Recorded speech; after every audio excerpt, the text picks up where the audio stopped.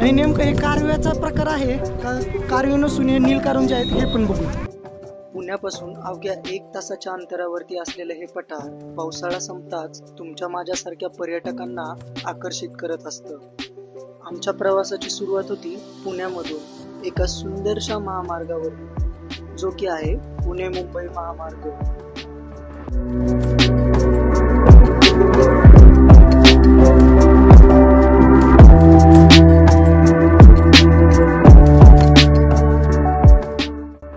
लोणावळ्यामध्ये पोहोचताच पावसाने हजेरी लावली आणि ट्रॅफिकमुळे आपल्या डेस्टिनेशन पर्यंत पोहोचण्यासाठी उशीरही झाला।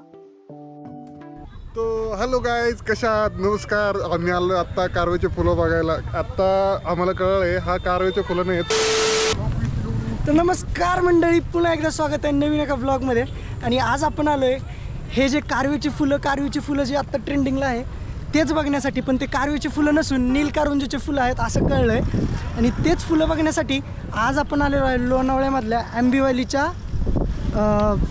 रोडवरती। तर आपण बघू शकतो आपल्या मागच्या बाजूला कम्प्लिटली तसेच फुलं आहेत या साईडला।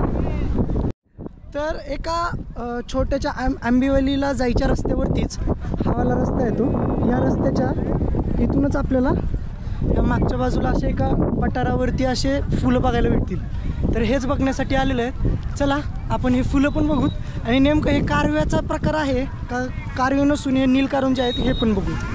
हिवाळा आला की सह्याद्रीमध्ये आपल्याला अनेक प्रकारचे फुलं बघायला भेटतात। त्यामधलीच ही एक फुलांची जात रंगानी जांभळी, दिसायला सुंदर आणि छोट्याशा झाडाच्या फांदीवरती चमकून दिसणारे ही नीलकारंजाची फुलं।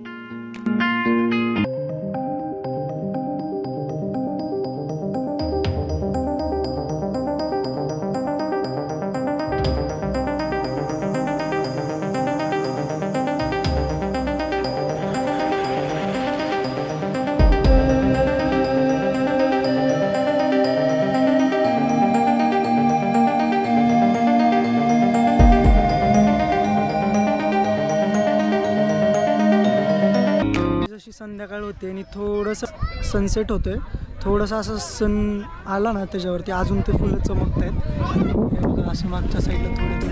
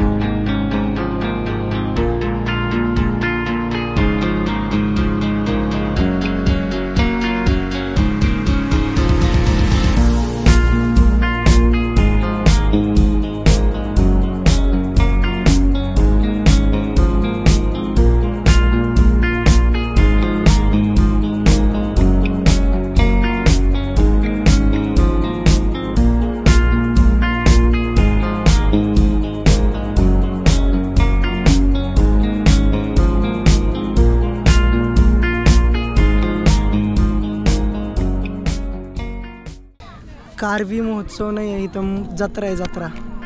कारण की ज्या साईडला बघाल ना त्या साईडला लोक आहेत, त्या साईडला मागच्या साईडला लोक आहेत, इकडे लोक आहेत, परत इकडे लोक आहेत।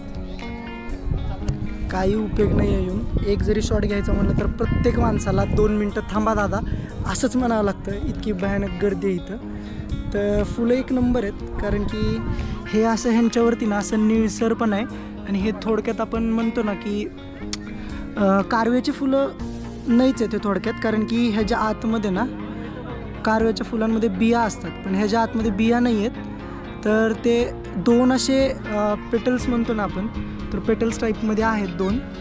आणि मे बी आत्ता हे व्यवस्थित अजून फुललेले पण नाही आहेत, थोडे थोडे फुलायचे पण बाकी आहेत। कारण की आपण इथं बघतोय तर भरपूर फुलं फुलायचे राहिलेले आहेत। हे बघा असे अजून हे फुटायचे आहेत फुलं, म्हणजे हे थोडक्यात अजून फुटलेले नाही आहेत। अजून याला थोडेसे पाऊस कमी झाल्यानंतर, म्हणजे पाऊस संपल्यानंतर यांची वाढ अजून चांगली होईल थंडीच्या दिवसांमध्ये, असा ह्याचं काहीतरी असेल।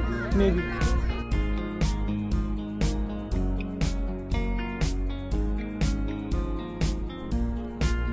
तर मित्रांनो, आपण जसं की आत्ता भरपूर सारे असे ड्रोन शॉट्स घेतले तिथं. आत्ता ऑलमोस्ट 6:30 ते 7 झाल्यात. किती झाल्यात रे? 6:15. 6:15 झालेत. आणि अजून इथं आत्ता थोडंसं असं क्लिअर झालं होतं ॲटमॉस्फिअर. म्हणजे थोडंसं असं धुक्क होतं, पण थोडंसं ब्राईटनेस आला होता. पण आता वापस अंधार पडायची वेळ झाली आणि आता आपण इथून निघूयात.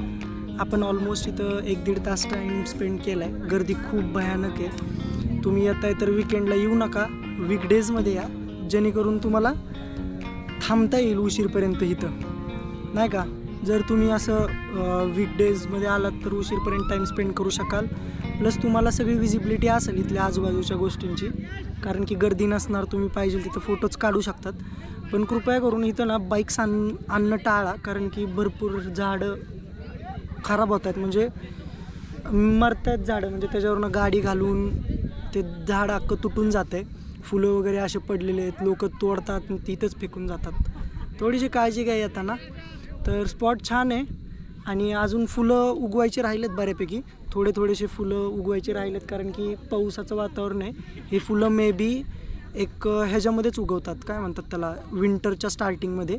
अजून एक 6 दिवसानंतर सगळ्यात बेस्ट टाईम असेल हे फुलं बघायला येण्याचा. तर होप सो तुम्हाला हा व्लॉग आवडला असेल. असंच व्लॉग घेऊन येत राहू तुमच्यासाठी. असेच व्लॉग बघण्यासाठी चॅनलला नक्की सबस्क्राईब करा. व्हिडिओ आवडला असेल तर लाईक करा आणि बेल आयकन दाबायचं विसरू नका. चला, बाय.